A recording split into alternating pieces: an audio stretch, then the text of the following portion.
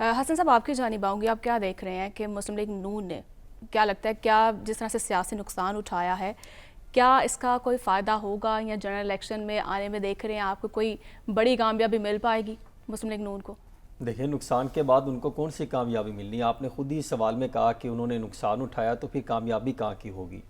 جی ہاں البتہ انتخابات کے حوالے سے جو بات چل رہی ہے میں ذرا اس کو آگے لے کے چلوں کہ اگر الیکشن کمیشن آف پاکستان کے شیڈول کے مطابق دیکھا جائے پھر تو یہ کہا جا سکتا ہے کہ ان کے شیڈول کے مطابق اور ان کے بیانات کے مطابق کہ 25 جنوری سے 24-25 فروری تک میں سے کوئی تاریخ انتخابات کی ہو سکتی ہے جی اگر کوئی قانونی اور آئینی جو ہے وہ بحران پیدا نہ ہوا، اگر ایسی کوئی سچویشن بن گئی پھر تو یہ معاملہ آگے بھی جا سکتا ہے۔ کوئی سچویشن بن گئے جو آئین کے مطابق ہو تو اس میں کوئی گنجائش نکل آئے تو پھر حالات آگے بھی جا سکتے ہیں۔ انتخابات پھر کب ہوں گے تو کیا نواز شریف صاحب کی واپسی سے آپ دیکھ رہے ہیں کہ ان کے ووٹرز کا جو اعتماد ہے وہ بحال ہوگا؟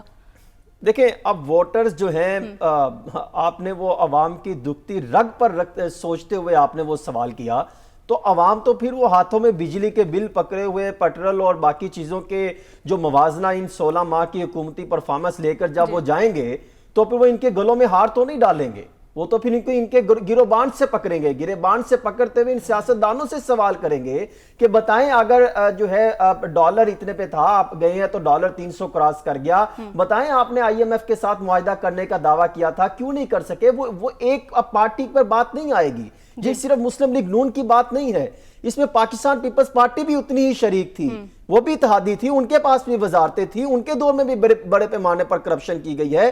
ابھی صرف 16 ماہ کے پرفارمنس کو اٹھا لیں اور اس کا اسپیشل آڈٹ کروا لیں، میں آپ کو یقین سے کہتا ہوں کہ کرپشن کے انبار لگ جائیں گے۔ ابھی تو ایک چینی اسکینڈل سامنے آیا ہے، اگر آپ اس کو دیکھ لیں کہ کس طریقے سے کہتے تھے کہ ہم درآمدات کی اجازت نہیں دیں گے اور پھر جاتے جاتے انہوں نے کس طریقے سے 1 لاکھ ٹن کی اجازت دی، پھر 1.5 لاکھ ٹن کی اجازت دی، پھر کیا چینی بحران سامنے آ گیا۔ اور پھر دوسرا یہ مجھے ان کے منہ سے یہ باتیں اچھی نہیں لگتی کہ یہ کہتے ہیں کہ 90 دن کے اندر انتخابات کروائے جائیں۔ دیکھیں پنجاب اور خیبر پختونخوا کی جب حکومتیں تحلیل ہوئیں، جب یہ ان کو ختم کر دیا گیا تو اس وقت یہ آئین کی بالادستی کی آوازیں کیوں نہیں اٹھاتے تھے؟ یہ سیاستدان، یہ حکمران، یہ قائدین اس ٹائم تو کوئی نہ کوئی راستہ نکالتے تھے۔ یہ جمہوریت کے دعوے دار ایوانوں میں جا کر ترامیم کرتے تھے کہ اب ہم نے عدالت میں یہ لے کر جانا ہے، سپریم کورٹ آف پاکستان میں یہ چیز لے کر جانی ہے کہ انتخابات نہ ہوں۔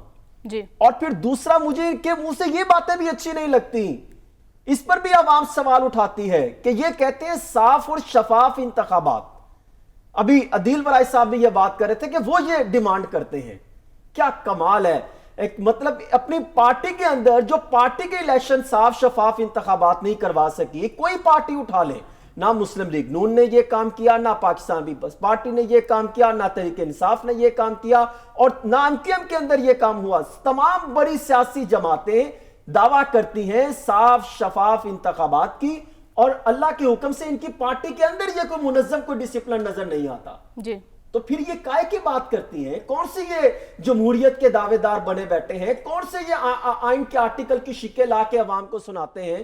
یہی ساری جماعتیں جب مردم شماری کی منظوری دی جا رہی تھی تو یہ اندر بیٹھے تھے، تمام نے متفقہ طور پہ فیصلہ کیا تھا کہ آپ پہلے حلقہ بندیاں کروائیں، اور آج کہتے ہیں 90 دن کے اندر انتخابات اور صاف اور جو ہے وہ میرٹ پر الیکشن کروائے جائیں۔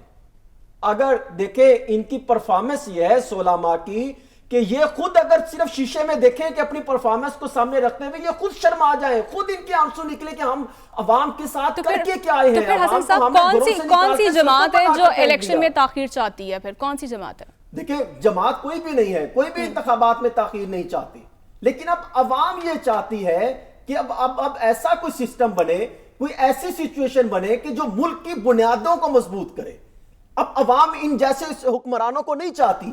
یہ آج آپ صاف شفاف انتخابات کروا لیں، میں آپ کو چیلنج کر کے کہتا ہوں، میں خود مارکیٹ میں پھرتا ہوں، میرا کام رپورٹنگ کرنا ہے، عوام ان کو دھتکارے گی، گریبان سے پکڑے گی۔ بتائیں کہ یہ روٹی ایک وقت کی کھاتی تھی، وہ بھی آپ نے اجیرن کر دیا۔ آپ کو میں صرف ایک واقعہ سنا دوں، لاہور کے چند بڑے جو تندور ہیں وہاں پر میں نے وزٹ کیا، آپ کو اندازہ ہے کہ یہ صرف میں آپ کو عوام کی بتا رہا ہوں کہ حالات کیا ہو چکے ہیں کہ تندوروں پر ایک ڈبہ رکھا ہوتا ہے، کہ کسی نے کوئی زکوٰۃ کوئی فطرانہ کوئی چیز ڈالنی تو اس میں ڈال دیں, کوئی کسی کو ہم تقسیم کر سکے تاکہ اس میں سے عوام کو روٹی چلی جائے. لاہور کے 17 میں نے تندوروں کا وزٹ کیا ہے, صرف ایک جو ہے وہ ڈبہ میں نے بڑا دیکھا, اس میں بھی 70 روپے موجود تھے, اور میرے آنکھوں میں آنسو آ جاتے ہیں وہ سچویشن دیکھ کر کہ جب وہ کہتا ہے تندور مالکان کہ یہ جو آپ کے ساتھ موجود کھڑے افراد تھے یہ وہ سفید پوش افراد تھے کہ جن کی آواز نہیں نکلتی, صرف اشارے سے کہتے ہیں برائے مہربانی 2 روٹیاں دے دیں, اور ہم ان کو روٹیاں دیتے ہیں, اب ہم ادھار لکھتے چلے جا رہے ہیں. کسی نے 9443, کسی نے 2000. یعنی عوام جو ایک وقت کی روٹی کھاتی تھی, یہ 16 ماہ کی پرفارمنس کے بعد آپ نے ان کے منہ سے وہ ڈوالا بھی چھین لیا. اب عوام جو ہے وہ روٹی کے لیے وہاں پر جو ہے وہ مجبوراً ہو کے, وہ افراد جو کبھی مانگنے کو بات نہیں کرتے تھے, پہلے آپ نے 20 ارب روپے کی کرپشن کے آٹے پر لا کے عوام کو سڑکوں پہ ذلیل کیا, اور آج آپ نے یہ سچویشن کر دی کہ مہنگائی طوفان کا نام ہے, آسمان کو چھو رہی ہے, عوام کی چیخیں نکل رہی ہیں. تو یہ کس سچویشن میں انتخابات کی باتیں کرتے ہیں؟ میرے خیال میں جو سمجھتا ہوں کہ اب انتخابات ہو بھی جائیں تو یہ سیاستدانوں کو کوئی بھی آ جائے تو شاید عوام ان کو جو ہے وہ ان کو تسلیم نہ کرے, بلکہ عوام اب ملک کو مضبوط دیکھنا چاہتی ہے. کوئی ایسا سسٹم بنے, کوئی معاشی ایکسپرٹ سے رائے لی جائے, ان کو اکٹھا کیا جائے, ان کی رہنمائی لے کر کوئی ایسے غیر جانبدار بندوں کو سامنے لا کر ان کی سچویشن جو بھی بنتی چلی جا رہی ہے, میں سمجھتا ہوں ایسا ہونا چاہیے کہ اس پر فوکس کر کے کوئی ایک مضبوط معاشی پلان لا کر اس کو جو ہے امپلیمنٹ کیا جائے. کیونکہ اگر سیاستدان آ جائیں گے, یہ صرف پاکستان میں سیر و تفریح کرنے آتے ہیں, یہ صرف یہاں پر غریب عوام کا خون نچوڑ کر ان کے پیسوں سے جو ہے عیاشی کرنے آتے ہیں. ان کا کوئی کام نہیں ہے کہ ملک میں آ کے جگیردار سرمایہ دار اشرافیہ کے خلاف کوئی ایکشن لے سکے. آج تک کوئی کام لیا؟ یہ صرف یہ شوگر سکینڈل آپ اٹھا کے دیکھ لیں, یہ آپ کو 2020 کی یاد دلا دے گی کیسے کرپشن کی گئی تھی, اور آج بھی آپ اٹھا کے دیکھ لیں. ایک سکینڈل نہیں ہے, یہ 20 ارب روپے کی کرپشن کا سکینڈل. یہ جو فری آٹا تقسیم کیا تھا جس سے عوام جو ہے وہ ہاسپٹلز میں پہنچ گئی, وہ ان کے دور کا تھا, وہ میرے دور کا یا کسی اور دور کا نہیں تھا. یہ کہتے پی ٹی آئی کرپشن کر گئی. مان لیا عوام نے کہ وہ کرپٹ حکومت تھی, وہ غلط تھی, ان سے کام نہیں چل سکا. آپ دیکھیں, ایک حکومت ریاست مدینہ کو سامنے رکھ کر آئی تھی, اس نے بھی اللہ کے حکم سے عوام کا بیڑا غرق کر دیا, ملک کو تباہ کے نقصان پر مچا دیا. اور ایک ریاست مجھے بریک کی جانب جانا ہے, ٹھیک ہے, بالکل. تمام سیاسی جماعتوں کی جانب سے بہت سے سبز باغ بھی دکھائے گئے, لیکن بعد میں ہمیں دیکھنے کو کچھ بھی نہیں ملا.